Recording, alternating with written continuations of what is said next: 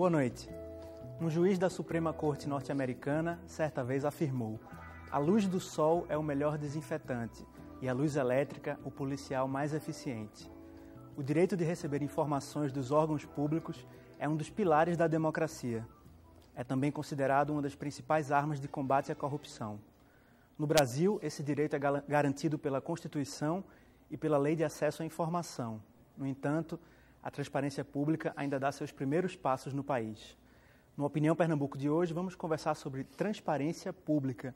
E para esse debate, nós convidamos Pedro Henrique, presidente em Pernambuco da Ordem dos Advogados do Brasil, e convidamos também André Rodrigues, secretário executivo da Controladoria Geral do Estado de Pernambuco. Como sempre, o público pode participar com comentários e perguntas para o e-mail opiniãotvu@gmail.com, pelo telefone 3423-6836 e pelo Twitter, @opiniãope. Boa noite, muito obrigado pela presença de vocês aqui no Opinião Pernambuco. Eu que agradeço. No começo eu falei dessa relação entre transparência e corrupção, a relação entre quanto mais há transparência, mais fácil é combater ou evitar a corrupção. Como é que o Brasil está nesse sentido?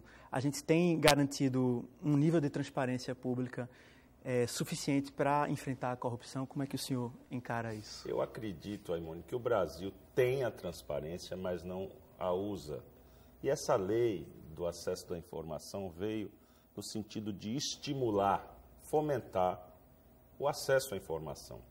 A transparência ativa, não só a passiva, porque o acesso à informação do país, desde a Constituição de 88, por estar previsto no texto constitucional, sempre, de uma forma ou de outra, estava assegurado pela Justiça. Caso não se tivesse a informação prestada pelo agente público, a Justiça, através de ação própria, poderia lhe assegurar. Contudo, a sociedade, para se estimular a fazer o controle social, precisaria de mais. Eu acredito que estamos avançando. Você citou um juiz norte-americano. Nos Estados Unidos, desde 1966, tem uma lei semelhante. E essa lei, eu acho que veio a instrumentalizar não só a transparência passiva, regulá-la da forma do cidadão poder, de forma mais prática, ter acesso às informações, mas também a obrigação do Estado de disponibilizar informações úteis, importantes para o exercício da fiscalização do poder público. André, qual foi o impacto dessa lei para o governo do Estado especificamente e como é que vocês têm atuado no sentido de utilizar isso como algo que ajude a combater a corrupção? O impacto foi, eu diria, avassalador. A lei, ela foi, na verdade, a iniciativa dessa lei, ela foi de governo federal, assinada pela presidente Dilma. Ela entrou em vigor em 2012, não é isso? Isso, mas a federal em 11, ela foi editada em 11 com prazo para que os estados, até junho de 12, fosse editado nos estados com suas peculiaridades. E aí, então, o governo do estado assumiu a responsabilidade em, já no prazo, já no primeiro dia, enviar à Assembleia a nossa lei de acesso à informação. Isso foi feito. Só que, durante todo esse período, desde da notícia em que essa lei federal foi editada até nós entrarmos em efetiva operação, nós tivemos que mobilizar estrategicamente boa parte do governo, uma grande equipe, uma equipe muito disciplinada do governo, para que isso funcionasse. Então, foi muito forte. O trabalho foi muito forte para que nós começássemos agora, em 2013, em janeiro de 2013, a operacionalizar com um sistema próprio, com uma metodologia própria, integrada essa metodologia a todo o modelo de gestão que foi implantado pelo governo Eduardo Campos, e utilizando toda a expertise, todo o esforço, na verdade, que foi feito desde 2007, porque transparência para esse governo começou, na verdade, em 2007, quando ele assumiu, o governador assumiu, e logo 3 meses após a sua posse, nós já tínhamos um portal da transparência. Foi constituída uma equipe que em 3 meses conseguiu pôr em funcionamento o portal da transparência. No ano seguinte, em 2008, ele reestruturou, melhorou a estrutura da Ouvidoria Geral do Estado. E aí a ouvidoria que tinha 22 unidades no governo passou a ter 40 e logo depois 60 e poucos. Então, essa estruturação que tinha um tempo atrás permitiu que nós utilizássemos, aí só Pernambuco, utilizássemos essa rede, essa expertise de portal para implantarmos a lei de acesso aqui já a partir de 13. Mas na verdade está sendo uma correria danada. Um desafio. Em relação à estrutura que é necessária para atender ao que determina a lei de acesso à informação, como é que a gente pode avaliar, por exemplo, o governo federal, os governos estaduais, e eu tenho uma preocupação especial com os municípios, que me parecem ser entes federativos um pouco mais frágeis, um pouco mais limitados do ponto de vista da capacidade de investir, de criar grandes estruturas. Ela ainda é deficiente nesse sentido? A legislação é uma legislação nacional, a lei de acesso à informação se difere do que a gente chama de lei federal, porque ela não regula só a peculiaridade da estrutura da federação, da União, mas sim de todo o país. Agora, a própria lei traz exceção para municípios com menos de 10 mil habitantes. Então, são municípios mais carentes de recursos que não vão poder fazer esses investimentos de recursos humanos e tecnológicos para disponibilizar. Não que esses municípios não devam disponibilizar informações, mas eles estão excetuados de certas obrigações, como essas que a lei prevê, de atender em 20 dias, qualquer pedido de informação tem que ser atendido em 20 dias, se valer da tecnologia da informação como uma forma de tornar mais ágil, né, o atendimento dessas demandas. Então, existe essa possibilidade. O que nos preocupa e que a gente tem que fiscalizar, sobretudo entidades como a OAB, as ONGs, as instituições e órgãos de classe que já fazem efetivamente esse controle, é trabalhar a qualidade da informação. Que essa informação seja atendida na forma que a lei prevê, de forma clara, objetiva, inclusive as políticas de governo, inclusive números, dados, estatísticas, metas, tudo isso seja trazido à comunidade, à sociedade, de forma clara, verídica, idônea, sem manipulações como é comum, lamentavelmente, a gente vê em campanhas eleitorais, por exemplo, onde se falseiam números, se usam de sofismas, mas a legislação não. A lei prevê que essas informações sejam primárias, que as informações sejam autênticas, idôneas, e essas informações, então, se estiverem distorcidas, estão sujeitas à improbidade do agente público que forneceu. Nesse sentido, há uma preocupação com, digamos assim, uma didática em relação a essas informações que são disponibilizadas? Eu digo, por exemplo, que eu imagino que para o cidadão comum é difícil entender o que é receita, despesa, como funciona uma licitação, um convênio, e são todos termos que, por exemplo, no Portal da Transparência, eles estão lá. Assim. Embora eu acho que o Portal da Transparência de Pernambuco é bem didático, bem intuitivo, digamos assim, mas há essa preocupação com a qualidade e com a clareza, com a nitidez da informação? Ah, sim.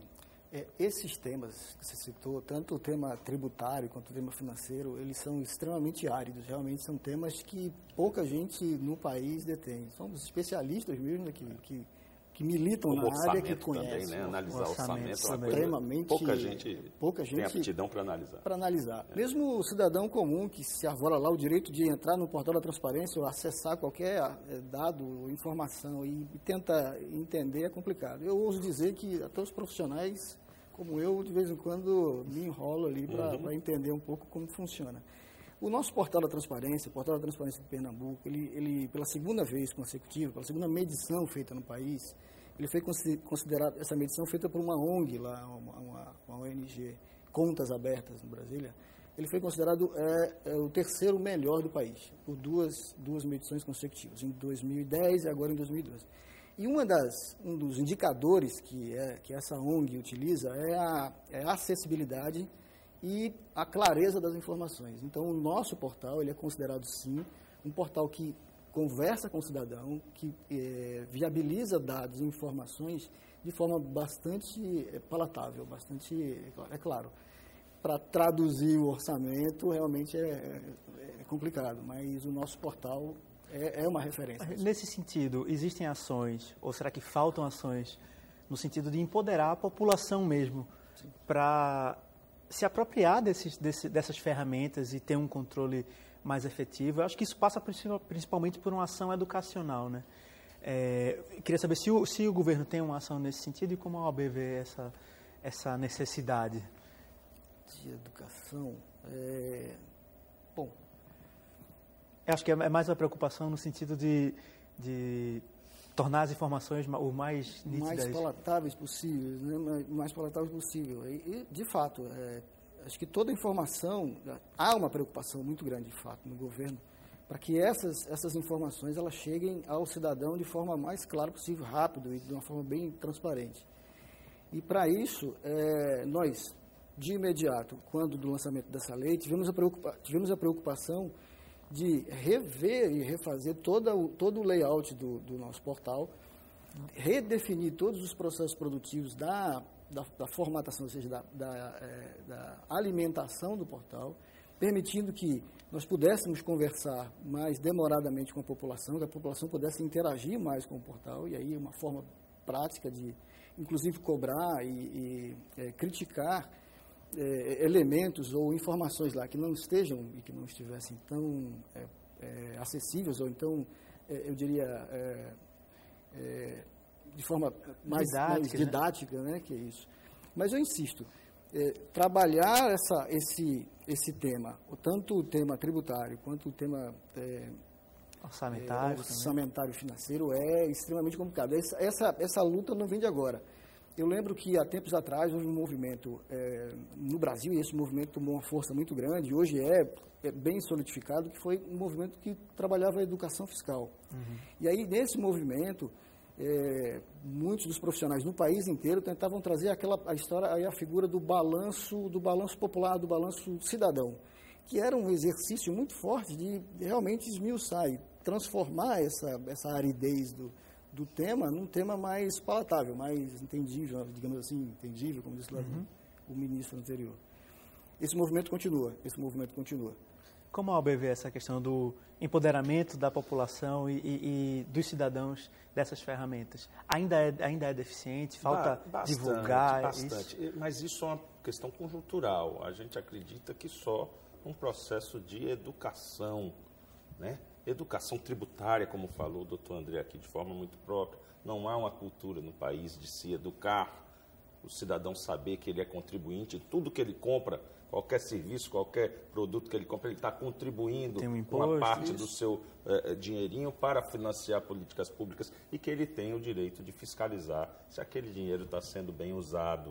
Então, de fato, o nosso país ainda se ressente muito de uma educação, de um aculturamento político, né? A geração Y, que está tão conectada, é lamentável você constatar em pesquisas porque poucos dessa geração, um percentual muito diminuto, ocupa seu tempo vendo jornais, vendo informações do dia a dia da política, né? Então isso nos traz a velha preocupação do Brecht, do analfabeto político, que acha que a política é uma coisa menor, né?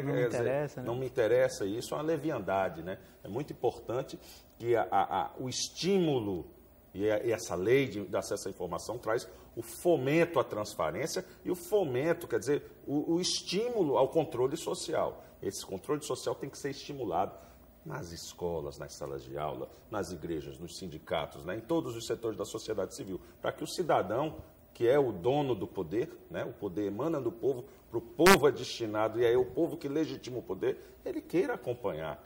E não espere para só de 4 em 4 anos, nas eleições, ver qual é o candidato que vai escolher. Né? Democracia é mais do que o voto. É mais do que o voto, e sim é uma fiscalização contínua do andamento da coisa pública. Me permita a provocação. A OAB Nacional e a OAB de Pernambuco, ela tem um portal de transparência também. As organizações, nesse sentido, têm dado exemplos como o poder público tem enfrentado isso? A gente procura fazer isso. Inclusive, na nossa gestão agora, a OAB vem se construindo, como todas as instituições nacionais têm suas mazelas, e a gente tem que aprimorar, né? Dar um passo de cada vez. Nessa gestão, a gente quer tornar o que a Lei de Acesso à Informação, embora a gente não esteja obrigado a ela, porque a gente não recebe recursos públicos. Você sabe que as ONGs, associações civis que recebem recursos públicos também estão obrigados a prestar informações relativo a recursos públicos. E são as mesmas normas da Lei de Acesso à Informação? Sim, se aplica à ONG que recebe recursos públicos. Só que ela só se obriga a prestar informações naquilo que for financiado com dinheiro público. Né? Público. A OAB não recebe R$1 público, mas mesmo assim ela tem a obrigação para com seus inscritos, para com seus advogados. Então a gente tem uma disposição no nosso site de revelação das despesas, que a gente agora está deixando-as de forma mais analítica, quer dizer, citando, pormenorizando mais. Antes era, quando o Jaime introduziu, o Jaime Asfora lá atrás, foi uma conta mais sintética, Henrique, Mariano deu uma aprimorada, agora a gente vai fazer uma coisa mais amigável, que é um termo até da própria lei, que os sites de transparência têm essa obrigação de ser um site amigável. Não que você acesse ao site e veja uma confusão de ícone de dados que você não sabe aonde vai acessar o que você quer, e sim seja uma coisa autodidática, né? Que você encontre facilmente, de forma não hostil, a informação que você procura. A gente teve um caso recente que eu queria trazer para cá, que foi aquele caso dos viadutos da Agamenon Magalhães. Nossa. Houve um pedido de informação da parte da sociedade organizada e o projeto não foi divulgado sob a alegação de que podia ser usado politicamente e uma série de informações. Por que esse estudo, que é público, não foi divulgado? Nós tratamos isso lá no governo como uma anomalia. Isso foi a anomalia do projeto. Nós estamos há 4 ou 5 meses, tratando cotidianamente de monitorar os pedidos de acesso à informação. Então, há toda uma estrutura montada, uma estrutura técnica montada para que isso aconteça. Todas as redes de ouvidoria, os ouvidores, autoridades identificadas na lei. Então, existem servidores apontados para tomarem conta de um determinado assunto, determinado outro servidor avalia e um outro servidor faz acontecer o pedido ou atende ao pedido, enfim. Uma estrutura totalmente montada. Mas, como todo projeto, nós precisamos entender que pode acontecer um deslize, o que nós chamamos em projeto de anomalia. Essa anomalia foi tratada de imediato. Também, novamente, nós fomos tomados de surpresa pela imprensa quando vimos que isso tinha acontecido com o cidadão. Na verdade, o cidadão ele fez um pedido de informação, uns 5 itens, 3 itens foram atendidos, e aí a autoridade, que nós chamamos de autoridade administrativa, que é o servidor responsável em prestar informação, que definido por lei, tem lá a possibilidade, tem lá a competência para dizer que esses 2 itens não poderiam ser prestada informação porque eles seriam caracterizados e classificados como sigilosos. Essa informação retornou para o cidadão e o cidadão, então, fez valer o seu direito e recorreu a uma instância superior que deveria ter sido uma outra autoridade, a chamada autoridade classificadora. Mas, ao invés desse pedido de acesso, esse pedido de informação, esse recurso ser encaminhado ao Comitê de Acesso à Informação, ele foi, quer dizer, na verdade, para a autoridade, ele foi encaminhado ao poder, a esse comitê. Houve um atropelo, uma gafe, um problema. Então, o comitê, não se sentindo competente para atender aquele pedido, visto que não seguiu o trâmite normal, devolveu ao cidadão. Quando tomamos ciência, e aí procuramos ler imediatamente do que se tratava, entender do que se tratava, percebemos que aqueles 2 itens, sim, deveriam ter sido entregues de imediato, já na primeira abordagem do cidadão. Não havia nenhuma restrição legal, restrição. Nem nada.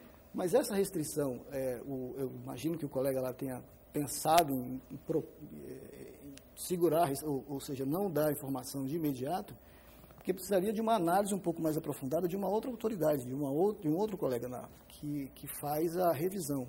Eu vou precisar interromper o senhor para chamar o intervalo. Mas só para a gente concluir, houve a entrega finalmente do estudo de impacto ambiental, ou isso está em processo ainda, está dentro do prazo? Isso tudo tramitou, e aí há um rito natural de tramitação. O cidadão precisa novamente entrar com o pedido de acesso à informação, para que esse processo tramite normalmente e ele receba as informações necessárias, o complemento das informações que ele precisa. Tá ótimo. A gente vai fazer então o nosso primeiro intervalo. Eu chamo novamente o público a participar do nosso programa pelo e-mail opiniãotvu@gmail.com, pelo telefone 3423-6836 e pelo Twitter @opiniãope. A gente volta em 2 minutos.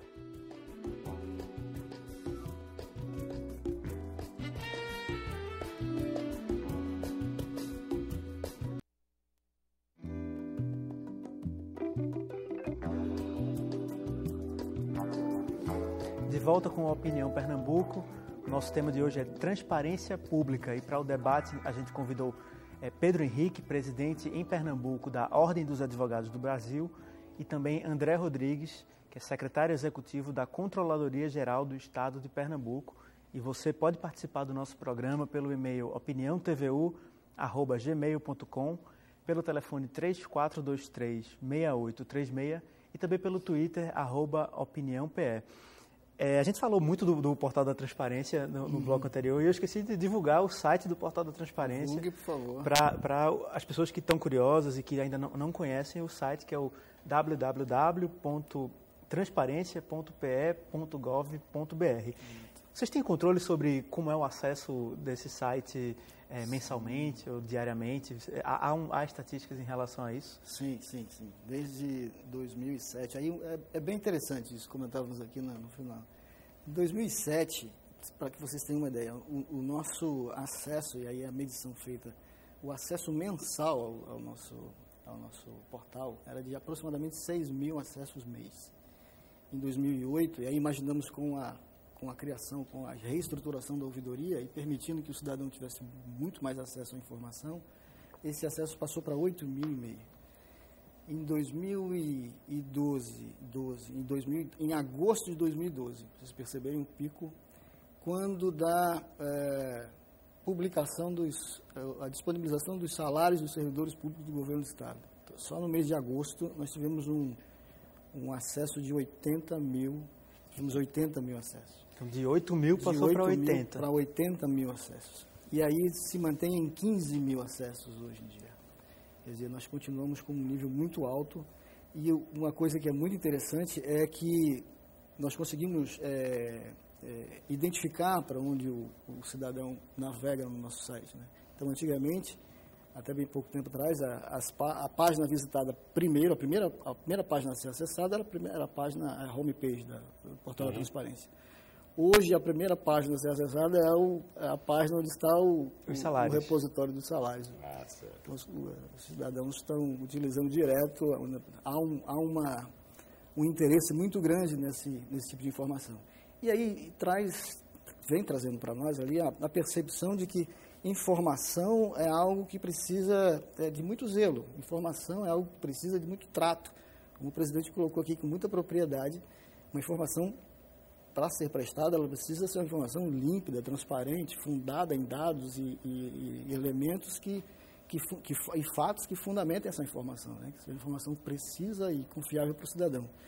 Por outro lado, a informação que o cidadão procura junto aos órgãos públicos, junto ao setor público, é uma informação, de certa forma, ainda um pouco, eu diria... genérica, assim, aberta demais. Talvez precise um pouco de maturidade, né? Precisa a nossa população amadurecer um pouco mais na busca das informações. Nós percebemos isso nesses primeiros momentos aí de medição e de acompanhamento e gerenciamento desses pedidos. Talvez aí entre essa história que a gente falou no bloco anterior do empoderar a sociedade, de formar cidadãos que participem mais. Eu queria trazer outro tema polêmico para a gente, embora a gente não tenha nenhum representante da prefeitura, mas é essa história que eu tenho acompanhado no noticiário político a respeito da lei de acesso à informação no âmbito municipal. A oposição chama de lei do sigilo, o governo municipal do Recife se defende dizendo que a lei é praticamente uma cópia da lei federal. A OAB tem acompanhado essa questão e ela tem uma posição a respeito disso? Eu acredito, a oposição está fazendo o seu papel, mas é importante que haja oposição, isso é importante, inclusive para o próprio governo se sentir cobrado e poder aprimorar naquilo que ele esteja eventualmente errando, mas caracterizar como lei de sigilo, aí já chega a um exagero. Na prática, o que houve foi uma reprodução, de fato, praticamente ipsilíteres da legislação nacional, e a crítica que se faz é de que não teria havido a adequação às peculiaridades de uma gestão municipal. A principal queixa da oposição se refere à reprodução dos prazos para se disponibilizar informações classificadas como reservadas, secretas ou ultrassecretas. De fato, em regra, essas informações ultrassecretas, secretas, elas têm a ver com a política internacional do país, ou com interesses estratégicos militares, ou mesmo das reservas cambiais e da economia. Mas o município também pode ter acesso a esse tipo de informação. A verdade é essa. Então, não acho que seja exagero que uma lei municipal preveja, ainda que seja pouco usado, o instituto da classificação em secreto, ultrassecreto, reservado. Não acho nenhum exagero. A grande questão está na fiscalização dessa classificação. Como o doutor André aqui colocou, um servidor equivocadamente classificou 2 itens de uma pergunta como reservados, que não poderia fornecer, e depois verificou-se que ele errou. Pode ter errado até de boa fé, e às vezes acontece. O servidor acha que aquela informação é sensível, só pode trazer a público depois de publicar no edital de licitação, por exemplo, para igualitar as oportunidades de todos que querem contratar. Sim. Mas pode ter sido esse o espírito do servidor, mas equivocado, às vezes é até de boa fé. Então a questão está não na lei da forma que está tramitando na Câmara e que vai entrar em vigor, está na sua aplicação, a fiscalização de que não se faça mau uso dessa lei pela autoridade constituída, pelo prefeito, seus secretários, seus assessores, que eles não vão se valer dessas figuras da classificação secreta, ultrassecreta, para negar acesso à informação, o que eu acredito que não vai acontecer. No caso do governo do Estado, há também essa classificação, secreto, ultrassecreto, aqueles prazos, né? Acho que o ultrassecreto são 50 anos. 25 mais 25. 25 mais 25, né? 25, no caso do governo do Estado, há também essa classificação. E quais são os critérios? Que tipo de informação, por exemplo, é ultrassecreta? Que tipo de informação é secreta? Perfeito. Nós temos a mesma coisa. E aí, essa classificação, ela está no... Antes da gente entrar, me explica quais são as 3 e qual é o prazo para cada uma delas, só para o nosso telespectador ficar mais íntimo. Ultrassecreta, 25 anos, secreta, 15 anos e... Reservada, obrigado, presidente. Reservada são 5 anos. E aí, essa classificação, ela está sendo feita em todo o país. E aí está sendo essa nomenclatura, inclusive, ela é utilizada em boa parte dos estados e dos municípios. Não há aí o interesse, de forma alguma, em restringir acesso à informação. O que nós precisamos trazer, e trazer à baila sempre, é que o grande desafio para esse momento é uma mudança de cultura. A cultura que anteriormente era a cultura do sigilo, passa a ser agora a cultura da transparência. O que há bem pouco tempo atrás era exceção, hoje é regra. A regra agora é transparência. Então, o que o governo está fazendo, acho que os órgãos públicos estão fazendo, que estão aí obrigados a apresentar, obrigados por uma necessidade de controle social mesmo da população, é disponibilizar essas informações de forma organizada. Então, de uma forma muito simples, nós temos que essa classificação, ela atende e trabalha em 2 viés. O primeiro é manter a integridade da sociedade e o outro, manter a integridade do Estado. Então, dentro desse olhar, e aí um olhar um pouquinho mais aprofundado, nós fizemos a parametrização em ultra, secreta e reservada. Observe, imagine uma coisa muito simples, assim, que tem pode vir a ter um impacto muito forte, que é olhar, por exemplo, para o governo do Estado, para o governador do Estado, a autoridade maior. Imagine que um cidadão queira saber, e aí tem o direito de saber qual o tipo de colete à prova de balas o segurança do governador utiliza. Então, é uma informação simples, mas que pode causar... extremamente específica. Mas que pode causar um problema de segurança da autoridade maior desse governo, ou do Estado, é isso? Por outro lado, existem informações que podem, como o presidente muito bem disse aqui, trazer um prejuízo econômico para o governo do Estado. Imagine que quando da mobilização ou da articulação para que o governo trouxesse a Fiat para Pernambuco, a Secretaria de Planejamento e a Secretaria de Desenvolvimento, que certamente teve acesso a estudos, a pesquisas, inclusive a contatos mais aprofundados com os empresários da Fiat, tivesse que submeter ou divulgar isso. Então, teria criado ali uma concorrência. Na guerra dos legal, estados para atrair esses investimentos. Tem um bom exemplo muito bom. Terrível isso, né? Mas nós insistimos.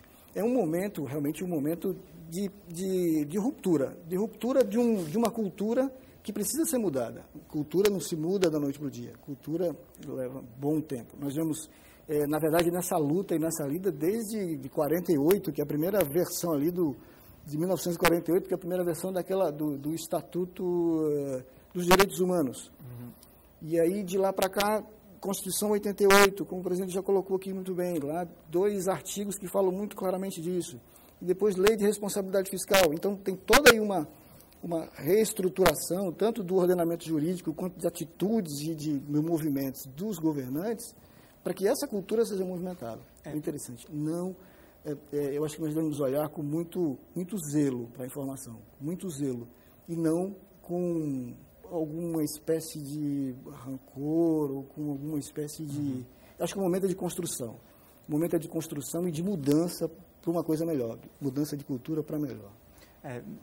Quando o presidente falou nessa questão do ultra-secreto e do secreto, eu lembrei até daquele caso que aconteceu nos Estados Unidos, do soldado que vazou as informações ultra-secretas sobre a guerra do Iraque, e ele agora está sendo processado, ele pode pegar, inclusive, a pena de morte, né? Então, esse é um debate que é mundial, perfeito, inclusive, né? É um debate... Tem um critério mais comum, afeito às 3 esferas, né, de governo, municipal, estadual e federal, que é o do combate, ou a repressão, ou a prevenção de infrações, de crimes, né? Investigações sigilosas que possam ter a contribuição, né? Ainda que a Polícia Judiciária seja federal ou estadual, mas o município possa cooperar, essas informações têm que ser secretas para assegurar a utilidade dessa investigação.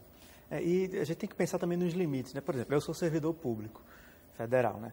Então, no portal da transparência, no portal federal da transparência, está lá o meu salário, está lá onde é que eu trabalho, aqui na TV Universitária. Mas eu confesso que quando essa lei surgiu, eu fiquei um pouco assustado em relação a outros dados, por exemplo. Eu não quero que ninguém saiba onde eu moro, sabe? Uhum. Então, a lei também tem que ter um certo... Imagino seus filhos estudam. Pois eu ainda não tenho filhos, mas de qualquer forma, há que ter um certo cuidado também com, por exemplo, a privacidade dos servidores. Perfeito. Tudo isso imagino que... A lei faculta ao indivíduo, uhum, ao servidor, exceto naquilo que seja atividade inerente a pessoas que personificam o poder, como o presidente de um Supremo Tribunal Federal, um prefeito, eles personificam o poder. Então, eles vão ter menos coisas da vida privada que já estão garantidas a intimidade plena e o sigilo pleno.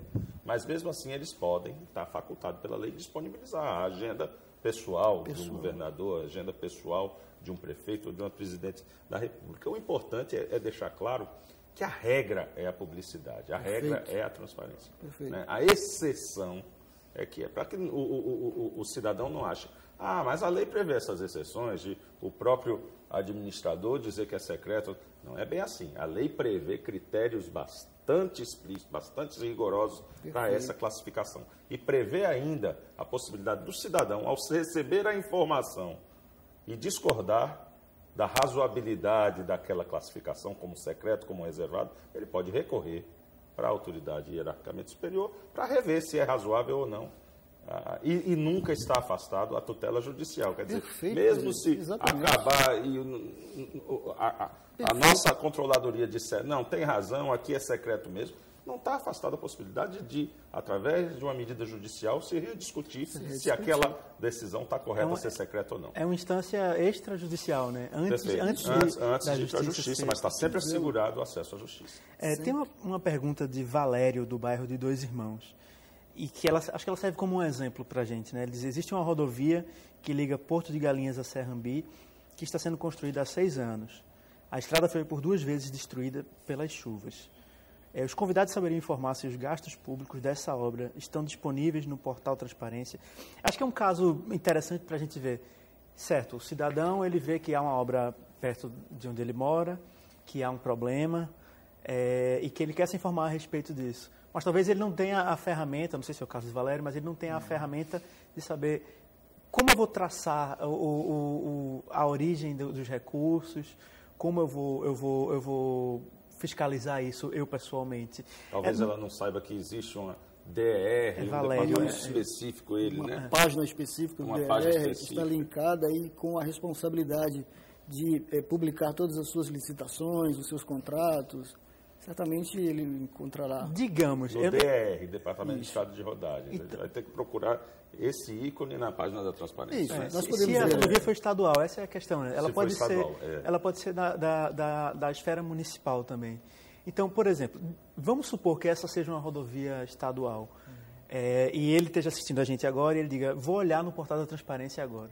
Qual é o caminho que ele faz? Ele procura primeiro o portal da Transparência, ele procura primeiro a página do DER, ou um andar na outra. Qual seria o caminho que o senhor recomendaria para que ele buscasse essas informações? Direto à página do DER. É o que nós chamamos de informação, passiva. Nós disponibilizando, o governo do Estado mobilizou todos os seus órgãos, todos os órgãos do governo, e aí estruturou todas as páginas desses órgãos do governo para que eles atendam à lei. E existe uma padronização para todas as páginas. Então, ele entendendo estrada, enfim, eu vou ao DR. Se não entender, se estrada eu trato no DR, ou eu trato na Secretaria de Planejamento, aí sim, eu vou para o Portal da Transparência, que o Portal da Transparência tem todas as informações que dizem, que podem orientar ao cidadão de onde chegar. E é evidente, se ele tiver mesmo no Portal da Transparência, ele não conseguiu ir para um lado ou para o outro, não conseguiu, de alguma forma. Existem lá os contatos do Portal da Transparência, tanto por e-mail como telefone, e ele pode entrar em contato que ele será orientado de primeira. Então, tem como chegar, ele tem como chegar. Está dada aqui a nossa sugestão, então, a Valério de Dois Irmãos. Procura primeiro o site do DER, caso a obra seja uma obra da esfera estadual. Se for do município, eu acho que tem que procurar o município de Pojuca. A gente vai fazer o nosso segundo intervalo, a gente chama novamente o público a participar do nosso programa pelos 3 canais, o e-mail opiniãotvu@gmail.com, telefone 34236836 e o Twitter @opiniãope, e a gente volta em 2 minutos.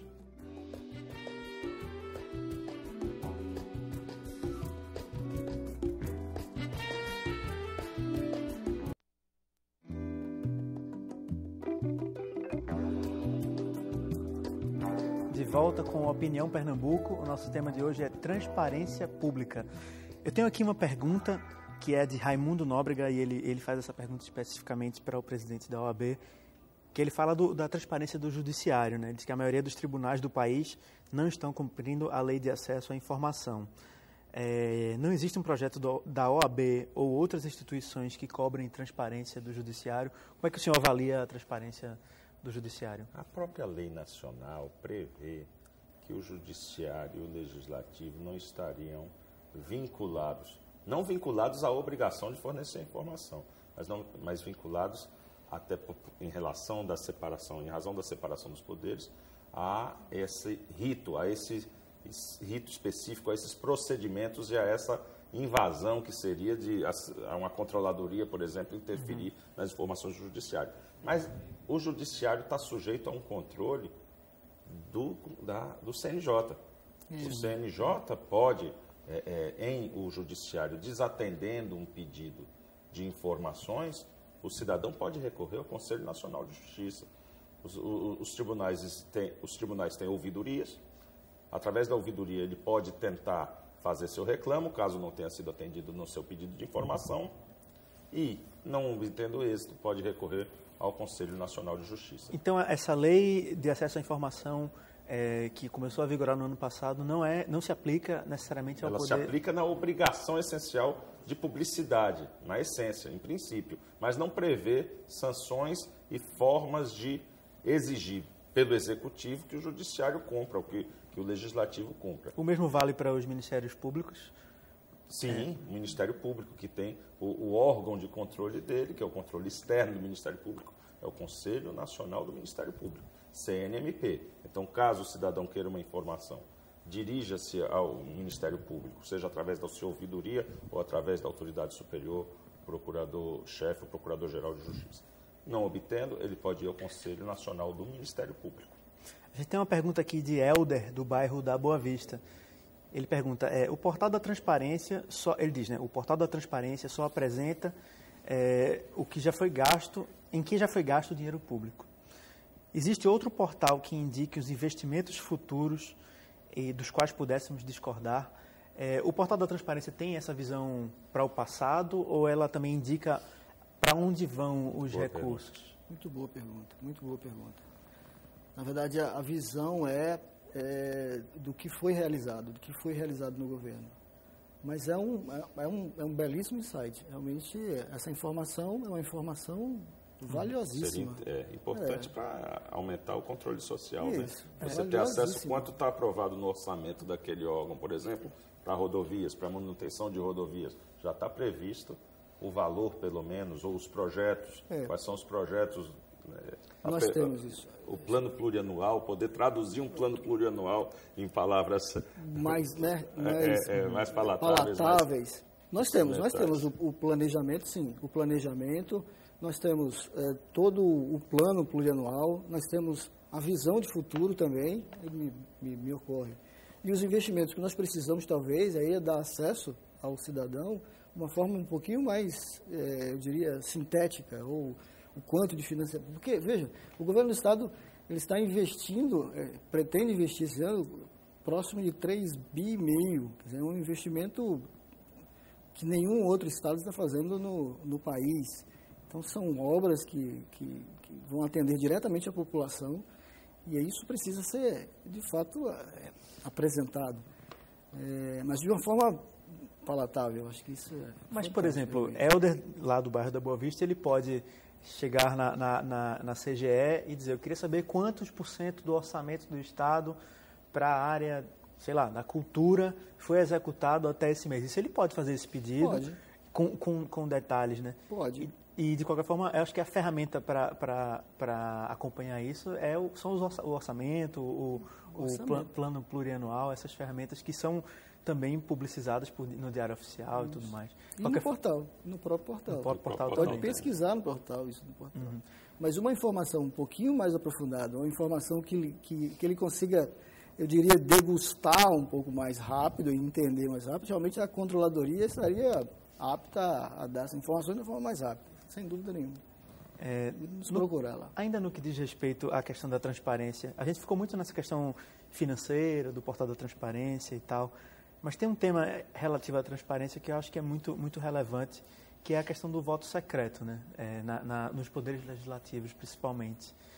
Também está relacionado com essa questão da transparência e também está relacionado com essa ideia de corrupção, né? Assim, é importante que os agentes públicos, que a gente sabe quanto recebem, onde trabalham, quando eles têm férias, que é importante saber também a população como eles votaram em determinadas sessões. Na verdade, existe, Aimone, uma certa... Queria saber, em resumo, como a opinião, como a OAB vê essa questão do voto secreto, se há medidas nesse sentido? Há uma discussão muito maniqueísta sobre voto secreto ou não, quem é a favor, quem é contra. A OAB, por princípio, é contra o voto secreto no Poder Legislativo, porque entende que o mandatário, o deputado, o parlamentar, o vereador, ele é um mandatário, ele está ali representando os interesses de quem o elegeu e de toda a sociedade. Então, ele tem a sua atitude, os seus votos têm que ser acompanhados por quem o elegeu.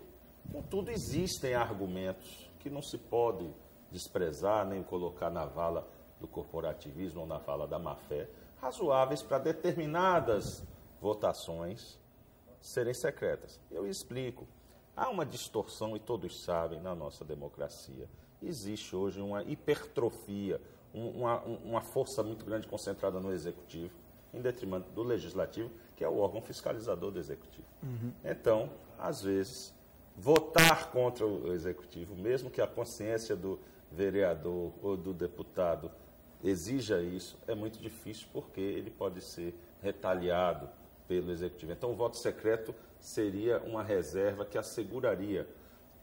E eu dou exemplo, se você aprova uma lei pelo Legislativo, essa lei é vetada, uma lei aprovada à unanimidade por uma Assembleia Legislativa, por uma Câmara de Vereadores, ou pelo Congresso Nacional, e vai a sanção do chefe do Executivo e é vetado, e volta para a Câmara Legislativa, para a mesma Casa Legislativa, e eles não derrubam o veto, ou se convenceram que todo aquele colegiado agiu equivocadamente e só o chefe do Executivo e sua assessoria estava certo, ou realmente houve uma pressão política que eles não puderam. Então, será que a votação de veto não deveria ser secreta?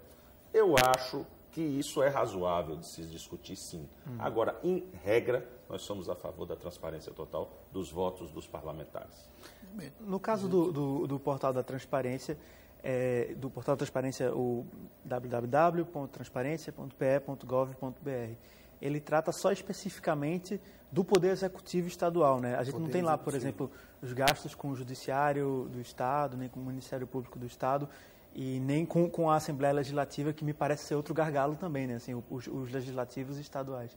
O portal não trata disso, não, né?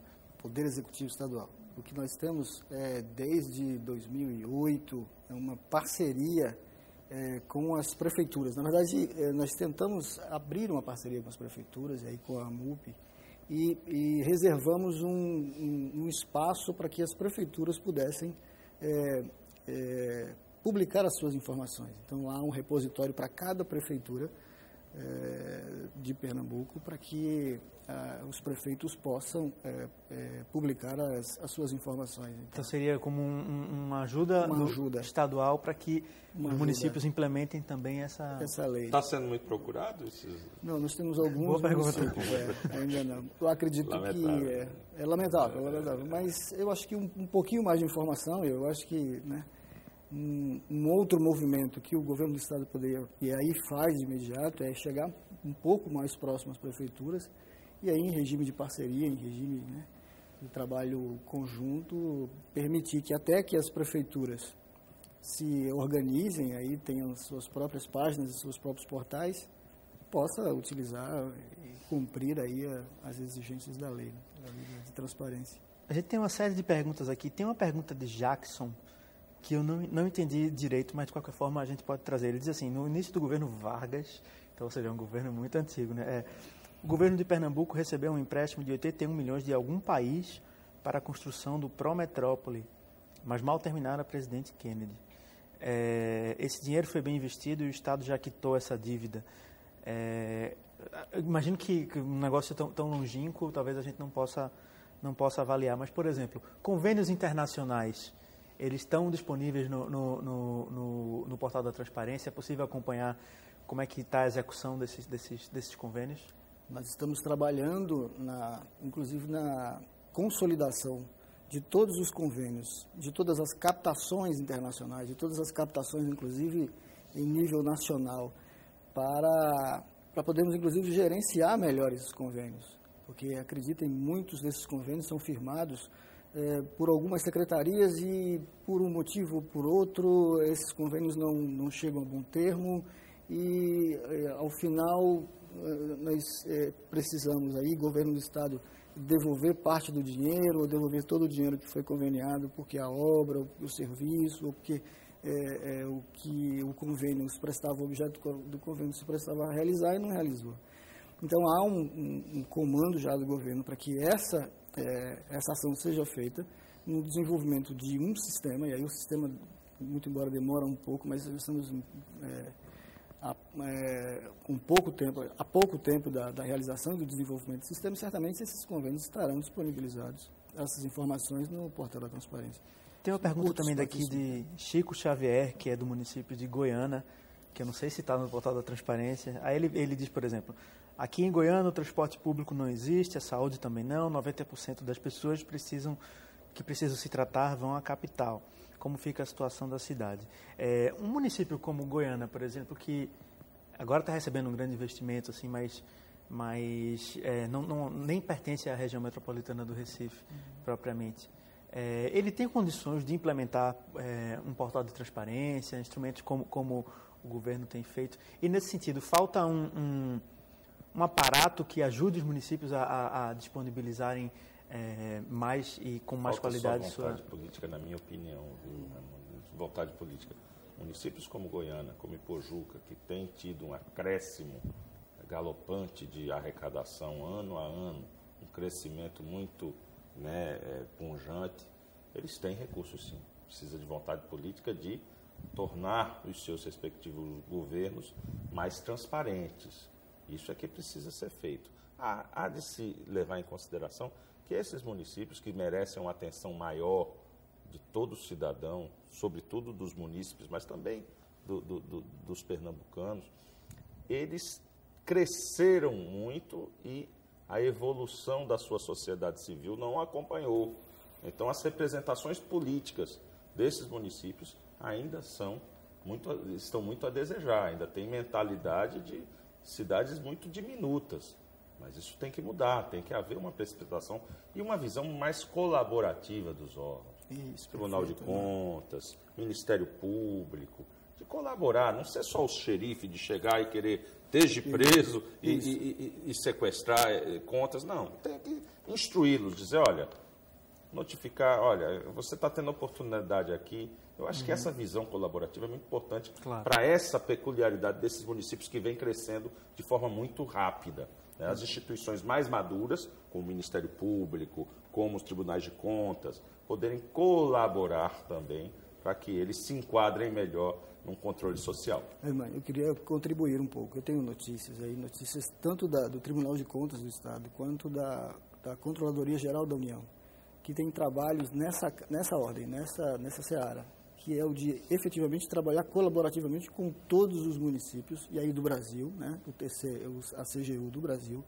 Nós somos, inclusive, instados a trabalhar juntos com a CGU, CGE e CGU trabalhando e com Só para explicar que a CGU, para o nosso é a Controladoria Geral da União.